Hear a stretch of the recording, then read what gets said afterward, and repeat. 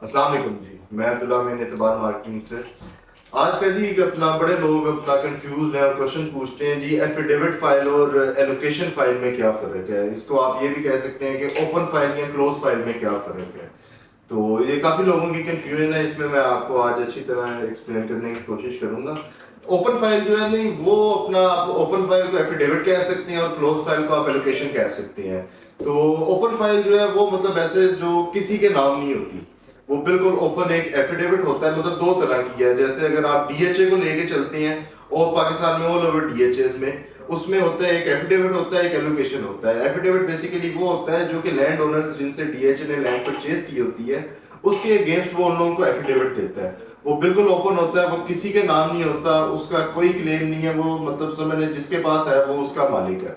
वो आपसे गुम जाता है, कहीं मिसप्लेस हो जाता है या जल जाता है, कुछ भी होता है, तो आप उसका क्लेम आसानी से नहीं कर सकते। इसी तरह अगर हम आ जाए एलोकेशन फाइल की तरफ, एलोकेशन फाइल वो होती है जो कि आपके नाम पे ट्रांसफर हो गई होती है, जिसका आपके नाम के साथ लेटर बन के आ गया होता है। ऑफ कोर्स उसका क्लेम भी इजी है। वो अगर आपसे गुम भी जाए तो वो डुप्लीकेट भी निकल आती है। तो ये तो हो गया डीएचए का। उसके अलावा आजकल बहुत अपना प्राइवेट सोसाइटीज आ रही हैं ऑल ओवर पाकिस्तान में ही। आप उधर मुल्तान, कराची से, कोयटा से लेके तो उधर आप लोग इस्लामाबाद, पेशावर तक चले जाएं तो बहुत सी सोसाइटीज आ रही हैं, अभी आगे और भी आनी है। तो इनमें बेसिकली ओपन फाइल और क्लोज फाइल का बहुत ज्यादा कंसेप्ट है। तो ओपन फाइल वो है जी जो किसी के नाम नहीं है, जैसे कि मैंने आपको बताया, जिसे एफिडेविट भी कहते हैं। लेकिन प्राइवेट सोसाइटीज में एफिडेविट एलोकेशन के इतना नहीं, ओपन फाइल और क्लोज फाइल का ज्यादा चलता है। तो वो बिल्कुल किसी के नाम नहीं होती। ठीक है, वो ज्यादातर वो बंदा रखता है जो कि ट्रेडिंग करता हो फाइल्स की। वो क्या करता है, ओपन फाइल रखता है, उसको 2 3 4 महीने मैक्सिमम जब तक वो होल्ड कर सकता है उसको करता है, उसको वापस बेच देता है, तो वो अपना प्रॉफिट निकाल लेता है। लेकिन इसमें ये सुनने में तो आपको बहुत आसान लग रहा है, लेकिन ओपन फाइल में बहुत ज्यादा रिस्क फैक्टर होता है। तो वो भी आगे जाके मैं आपको बताता हूँ। इसी तरह जैसे क्लोज फाइल है, वो जब आपके नाम से वो ओपन फाइल फिल होके सोसाइटी में सबमिट हो जाती है, फिर सोसाइटी आपको एक लेटर देती है। उसको आप एलोकेशन लेटर भी कह सकते हैं, और सोसाइटी का लेटर जो होता है, फाइल लेटर, वो भी आप कह सकते हैं। तो जिस दिन वो आपके नाम पे होके आ जाता है तो उस दिन वो मतलब समझ लें वो क्लोज फाइल है। उसके अलावा मतलब ये जो ओपन फाइल है, ये ऑब्वियसली शॉर्ट इन्वेस्टमेंट के लिए, आपको मैंने जैसे कि बताया 2 3 4 महीने के लिए। तो जिसने मतलब 6 महीने से ज्यादा या साल से ज्यादा लॉन्ग टर्म इन्वेस्टमेंट करनी होती है, वो हमेशा क्लोज फाइल की तरफ जाता है, और जाना भी क्लोज फाइल की तरफ चाहिए। उसकी क्योंकि कुछ वजह, इसकी लीगल वैल्यू अपना जो है वो बहुत ज्यादा है। ऑफ कोर्स आप जैसे कि कोई प्राइवेट सोसाइटी में आजकल आती हैं, आपको कल को आपके साथ वो सोसाइटी डिलीवर नहीं कर पाती, वो डेवलपर्स जो है पीछे वो भाग जाते हैं, तो आप ओपन फाइल का कहीं किसी अदालत में क्लेम नहीं कर सकते। वो आपकी ओपन फाइल समझने सिर्फ एक कागज का टुकड़ा रह जाती है। अगर उसी की तरह आपका मतलब क्लोज फाइल हो, आपके नाम का लेटर बन के आया हो, तो ऑफ कोर्स आप उसको कोर्ट में भी क्लेम कर सकते हैं। तो उसमें बहुत सारे चांसेस है कि आपके रिकवरी हो सकती है।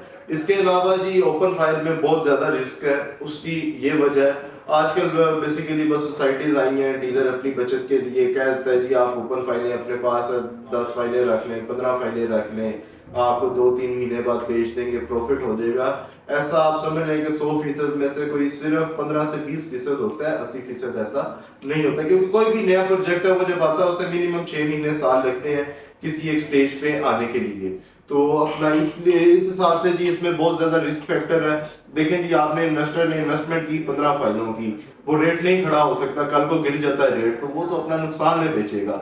इसीलिए अगर उसकी बजाय आपके पास क्लोज फाइल हो, आप 10 की बजाय 2 ले लें, उनकी इंस्टॉलमेंट्स पेड करें, तो वो आपको एट द एंड उसकी डिलीवरी भी मिलती है और आपको वो फाइल भी ऑफ कोर्स मिलती है। उसके अलावा जी जो ओपन फाइल है, जब भी सोसाइटी किसी की बैलेटिंग होती है, कभी भी उसमें ओपन फाइल वाले को एंटरटेन नहीं किया जा सकता। हमेशा जो क्लोज फाइल होगी, जिसका लेटर बन के आया होगा सोसाइटी की तरफ से, वो फाइल बैलेट में आएगी। जो ओपन फाइल है वो चाहे डीएचए है और चाहे प्राइवेट सोसाइटीज है, एफिडेविट डीएचए में कभी भी बैलेटिंग में नहीं आता। इसी तरह ओपन फाइल प्राइवेट सोसाइटीज में कभी भी बैलेटिंग में नहीं आती। और इसी तरह जैसे मैंने आपको बताया कि इसमें बहुत हाई रिस्क होता है कि ये जिसके हाथ में है वो उसका मालिक है। ओपन फाइल आपसे जी गुम जाती है, आप सोसाइटी को जाके कोई क्लेम नहीं कर सकते, ना सोसाइटी आपको क्लेम देगी। इसकी बजाय अगर आपके पास क्लोज फाइल है और वो आपकी गुम जाती है, तो ऑफ कोर्स आप सोसाइटी में जाते हैं, वो कोई अपना थोड़ी सी फीस होती है वो आप दें, तो आपको डुप्लीकेट फाइल भी वो लोग निकाल के दे सकते हैं। और इसी तरह जी अपना ये कुछ पॉइंट्स हैं, तो मैंने कोशिश किया है कि मैं आप लोगों के सामने रख सकूं ताकि आप ये तमाम मार्केटिंग की टीम से रब्ता करें फॉर मोर इन्फो। और कोई अच्छी इन्वेस्टमेंट अपॉर्चुनिटीज हमारे पास बिल्कुल हमेशा आती रहती हैं, और हम हमेशा अपने व्यूवर्स को अपडेट करते हैं कि आप किस जगह पे इन्वेस्ट करें, किस जगह पे इन्वेस्ट ना करें। हम इसीलिए आपने देखा होगा हम हर सोसाइटी में डील ही नहीं करते। क्यों? हमने अपना कस्टमर खराब नहीं करना, हम उन्हीं सोसाइटीज में डील करते हैं जिनमें हमें उनका थोड़ा हिस्ट्री पता है और हमें पता है कि हमारा इन्वेस्टर उधर सेफ रहेगा। Thank you so much.